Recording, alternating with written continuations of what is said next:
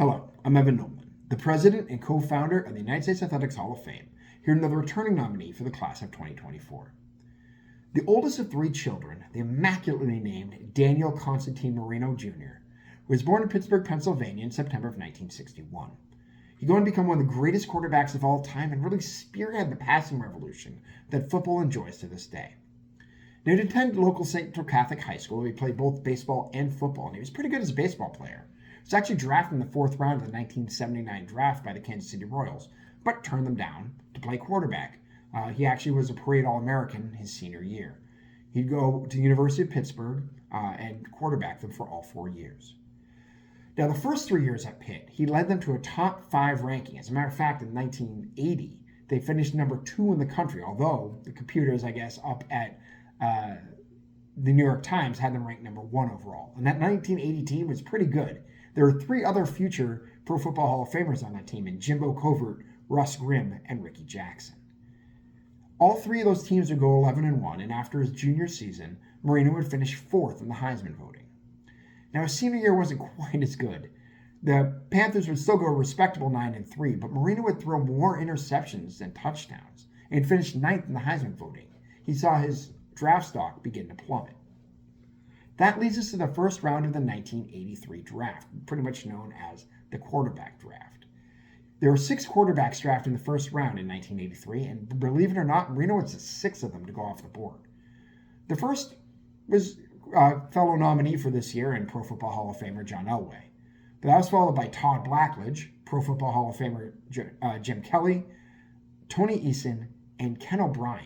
Now, O'Brien was the weirdest one because he played at Division II Cal Davis, and Marino had never heard of him. He used this fall to drive him the rest of his career.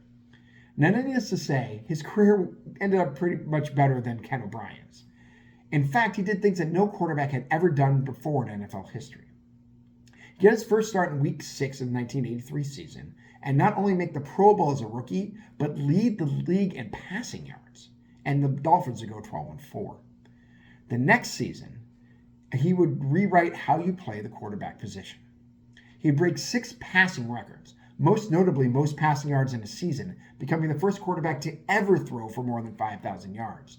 He'd also not only break the touchdown passing record, he'd shatter it, becoming the first quarterback to throw more than 40 passing touchdowns, actually throwing 48. Now, the Dolphins would go 14-2 that season, and Marino would be named MVP. They'd also go to the Super Bowl, where they'd unfortunately run into the San Francisco 49ers with Joe Montana and Roger Craig. Incredibly, though, that would be the only Super Bowl Marino would make in his career. And the lack of a second Super Bowl, and really a Super Bowl win, has kind of dogged him when he's discussed amongst all his peers. And that's incredibly unfair, because it's basically the only blemish he has on his resume. Marino would spend 17 years in the NFL, all with the Dolphins. He's a 9-time Pro Bowler, a 3-time first team, and a 3-time second team All-Pro. He led the league in passing 5 times. 3 times he led in touchdowns and once in passer rating.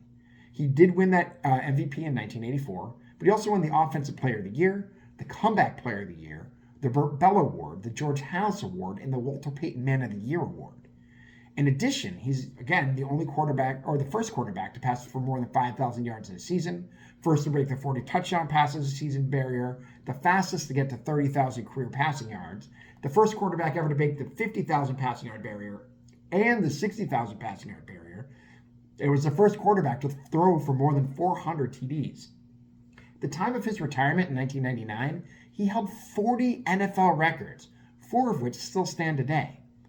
He's also the hardest quarterback to sack in NFL history. His career sack percentage is only 3.1%, which is crazy.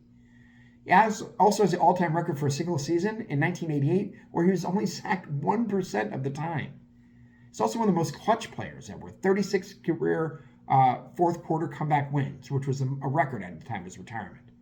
His number's been retired by both the University of Pittsburgh and the Miami Dolphins. He's a member of the College Football Hall of Fame. He was a first-time inductee into the Pro Football Hall of Fame. He's also a member of the NFL's 100th anniversary team and one of the greatest quarterbacks ever. Hopefully this is the year he joins our hall as well. You can vote for Dan Marino or any of our other nominees for United States Athletics Hall of Fame at www.theusahof.com. That's theusahalloffame.com. Voting will continue between now and we make our final announcement in December. The polls will close December 1st. So vote as often as you like until then, as long as it's only once a day. I'll be back soon with another nominee, but until then, take care.